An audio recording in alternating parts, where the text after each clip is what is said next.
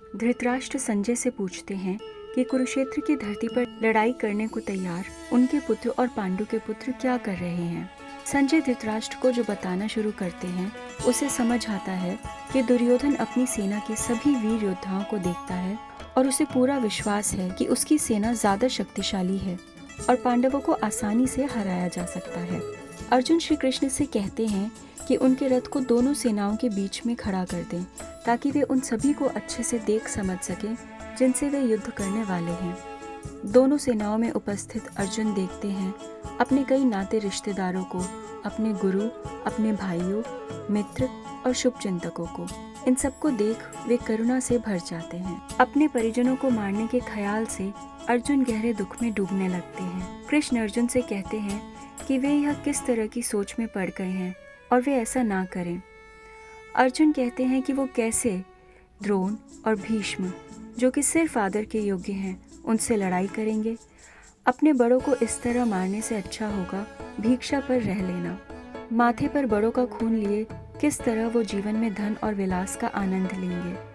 अब उन्हें कुछ समझ नहीं आ रहा था, क्या युद्ध करना चाहिए या नहीं करना चाहिए। एक तरफ युद्ध में अपनों को मारने का गहरा दुख और दूसरी तरफ उनका कर्तव्य। वे कृष्ण से कहते हैं कि अब आप ही बताइए मुझे क्या करना चाहिए, क्या करना सही होगा। मैं लड़ाई नहीं करूँगा, ये कहकर वो चुप हो जाते हैं। तब मुस्कुराते हुए कृष्ण अर्जुन से कहते हैं, समझदार लोग जीवित या मृत लोगों के लिए दुखी नहीं होते। कभी कोई ऐसा समय था ही नहीं जब ये सभी लोग नहीं थे, या तुम नहीं थे या मैं नहीं था।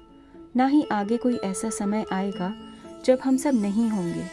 आत्मा इस शरीर में आके इसकी वजह से बचपन, जवानी और बुढ़ापे को अनुभव करती है और उसके बाद नया शरीर लेती है। इस शरीर में रहकर हम जो भी अनुभव करते हैं, जैसे सर्दी, गर्मी, दुख, सुख, ये सभी थोड़े समय के लिए ही है, इसीलिए इसे सहन करो। जिन लोगों के लिए दुख सुख एक जैसे हो जाते हैं, जो इनसे परेशान नहीं होते, वो अमर हो पाते हैं। जो इस पूरे ब्रह्मांड में हर जगह है, ये समझो सिर्फ उसी का विनाश नहीं हो सकता। किसी में इतनी शक्ति नहीं है जो उसका विनाश कर सके। आत्मा तो हमेशा रहेगी और उसका कोई विनाश नहीं कर सकता, लेकिन इनसे जुड़े शरीर खत्म हो जाते हैं, इसीलिए युद्ध करो। आत्मा न तो किसी को मार सकती है और न ही इसे कोई मार सकता है।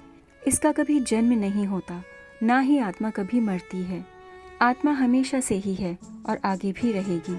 शरीर के मारे जाने पर भी आत्मा नहीं मरती। जो इस बात को जानते हैं कि आत्मा हमेशा से है और आगे भी रहेगी, कि न उसका जन्म होता है न मृत्यु, वो कैसे किसी को मार या मरवा सकते हैं।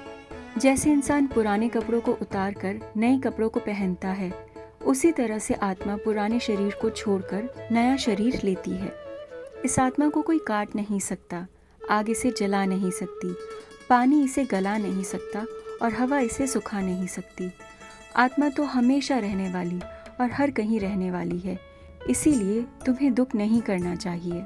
कृष्ण आगे कहते हैं, और अर्जुन, अगर तुम ऐसा भी समझते हो कि आत्मा हमेशा जन्म लेती है और मरती है, तो भी तुम्हें दुखी नहीं होना चाहिए, क्योंकि अगर ऐसा माना जाए तो भी जो जन्म लेता है उसका मरना तो तय ही है, और जो मरता है उसका फिर जन्म होना ही है। सब लोग जन्म से पहले और मृत्यु के बाद यहाँ नहीं हैं, सिर्फ बीच के समय में ही यहाँ हैं।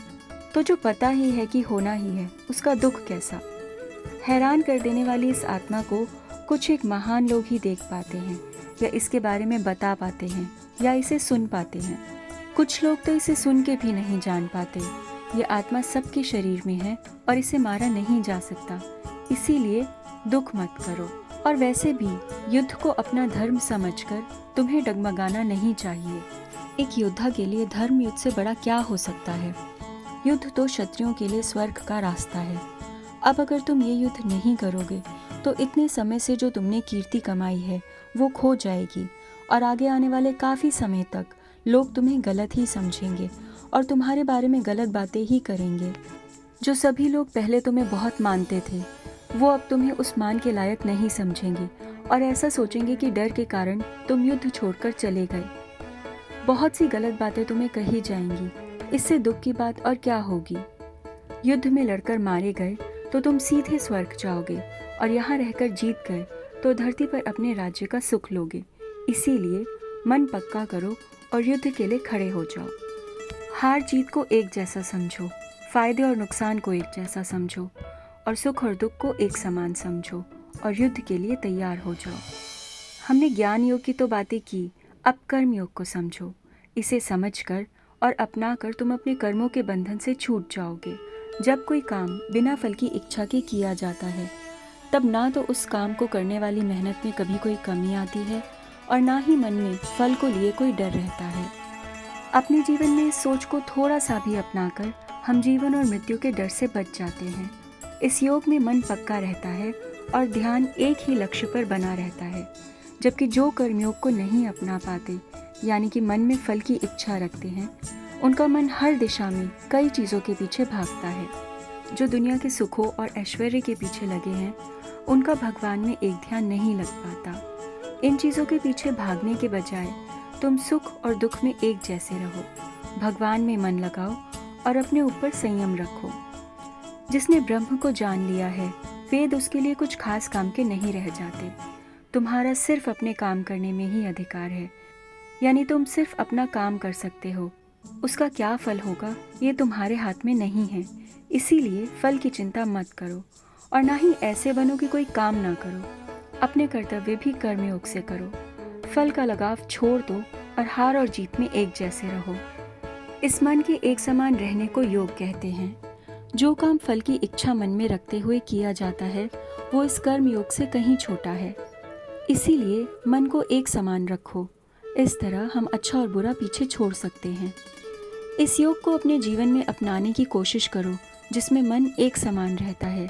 किसी भी काम को सही तरह से करने का तरीका यही कर्म योग है, जिसमें मन एक समान रह पाए। वो समझदार लोग जिनका मन हर स्थिति में एक जैसा रहता है, जो फल की चिंता नहीं करते, जन्म के बंधन से छूटकर वो आनंद पा लेते हैं। जब तुम्हारा मन इस दुनिया के सभी मोहों से ऊपर उठ जाएगा, तब तुम इस दुनिया के हर तरह के सुख पर ध्यान नहीं दोगे। अलग अलग बातें सुनकर परेशान हुआ तुम्हारा मन जब भगवान में एकाग्र हो ठहर जाएगा, तब तुम्हारा भगवान से योग होगा। तब अर्जुन पूछते हैं, समाधि में भगवान को पा चुके शांत मन वाले लोग कैसे होते हैं? वो कैसे बोलते, कैसे बैठते और कैसे चलते हैं? कृष्ण बोले, जब एक इंसान मन की सभी इच्छाओं को पूरी तरह से छोड़ पाता है और आत्मा से आत्मा में ही खुश रहता है, तब वो स्थिर मन का कहलाता है। दुखों के आने पर भी जो परेशान नहीं होता और सुखों का भी जिस पर ज़्यादा असर नहीं होता, जिसमें गुस्सा या डर नहीं होता, उसे शांत स्थिर मन का कहा जाता है। जो अच्छी या बुरी चीज़ को पाकर खुश या परेशान नहीं होता, उसका मन स्थिर है। जब एक इंसान अपनी इंद्रियों को चीज़ों पर से हटा लेता है, तब उसका मन या बुद्धि स्थिर है। जो इंद्रियों को काबू कर भी ले, उनमें भी चीज़ों का स्वाद या इच्छा रह ही जाती है। पर स्थिर, शांत, भगवान को पा लेने वाले मन में ये इच्छा भी नहीं रहती। जो लोग खुद पर संयम रखने की कोशिश कर रहे होते हैं, उनके भी मन को इंद्रियां बहला ही लेती हैं। इसीलिए अपनी सारी इंद्रियों पर काबू पाकर मन को एकाग्र कर अपने दिल दिमाग को मुझ में लगाकर ध्यान में बैठना चाहिए। क्योंकि जो इंद्रियों पर काबू कर पाता है, वही शांत मन का हो पाता है। जब इंसान किसी चीज़ के बारे में सोचता है, तो उससे लगाव होने लगता है और उसे पाने की चाह होने लगती है। इस चाह के बीच में अगर कुछ आ जाए तो गुस्सा आता है। गुस्से से गलत फहमियाँ होती हैं, क्या सही क्या गलत याद नहीं रहता। इंसान सही और गलत ठीक से सोच नहीं पाता और सब खराब हो जाता है। जबकि एक ऐसा इंसान जो इंद्रियों पर काबू पा चुका है, वो चीज़ों के बारे में बिना कोई भेदभाव किए, बिना उन्हें सही गलत ठहराए देख और समझ पाता है और मन में खुश रहता है। और जब मन खुश रहता है तो सब दुख हट जाते हैं। जब सभी काम इस तरह कर्म योग से किए जाते हैं, यानी बिना फल की इच्छा किए, बिना फायदा नुकसान सोचे, बिना किसी भेदभाव के, तो इस तरह के कर्मयोगी का मन चीज़ों से हटकर भगवान के ध्यान में लग पाता है। जो मन और इंद्रियों पर काबू नहीं पा पाता, उसका मन शांत नहीं हो पाता, और जब मन शांत नहीं हो पाता तो सुख कैसे मिल सकता है? मन जिस इंद्री में लगा रहता है, वही इंद्री इंसान को काबू कर लेती है। इसीलिए जो इंसान अपनी इंद्रियों पर काबू पा पाता है, उसी का मन शांत रह पाता है। वो जिसे सब पता है और जिसमें सबसे ज़्यादा खुशी है। आम इंसान के लिए वो भगवान रात की तरह है, जबकि एक योगी इसमें जागता है। आम इंसान तो संसार और उसके सुखों में जागते हैं, जबकि ये एक योगी के लिए रात की तरह है। संसार के सुख लेते हुए भी जिसमें कोई खराबी नहीं आती, वो शांत रह पाते हैं। वो नहीं जो सुखों के पीछे भागते हैं। वो जो इच्छाओं को छोड़ चुका है, जिसमें कोई लगाव या घमंड नहीं है, वो शांत मन का हो पाता है। ब्रह्म को पा चुके लोग ऐसे होते हैं। ऐसे लोगों में कभी मोह नहीं आता। अपने आखिरी वक्त में भी ऐसे लोग ब्रह्म के आनंद को पा लेते हैं। अर्जुन कहते हैं, कृष्ण, अगर आप ज्ञान को कर्म से ऊपर मानते हैं तो फिर केशव, आप मुझे इस मुश्किल काम में क्यों लगा रहे हैं? आप मिली हुई बातों से मेरे मन को मोह रहे हैं। इसीलिए उस एक बात को बताइए जो मेरे लिए सबसे अच्छी हो। भगवान बोले, इस दुनिया में 2 तरह की साधनाओं के बारे में मैंने पहले बताया है। सांख्य योगियों की साधना ज्ञान के रास्ते से होकर जाती है और कर्म योगियों की साधना का रास्ता कर्म है। कर्मों को शुरू किए बिना ना तो इंसान को योग साधना मिल सकती है और ना ही कर्मों को छोड़ देने भर से उसे सिद्धि या सांख्य योग साधना मिल सकती है। कोई भी इंसान कभी किसी काल में पल भर के लिए भी बिना काम किए नहीं रह सकता, क्योंकि प्रकृति ने इंसानों को बनाया ही इस तरह है। जो इंसान अपने जिद्दीपने में ऊपर से इंद्रियों को छोड़ देता है पर मन में चीज़ों के बारे में सोचता रहता है, उसे दंभी या दिखावा करने वाला कहा जाता है। लेकिन वो इंसान जो अपने मन से सभी इंद्रियों को काबू कर बिना लगाव के सभी इंद्रियों के साथ कर्मयोग के रास्ते पर चल पाता है, वही सबसे श्रेष्ठ है।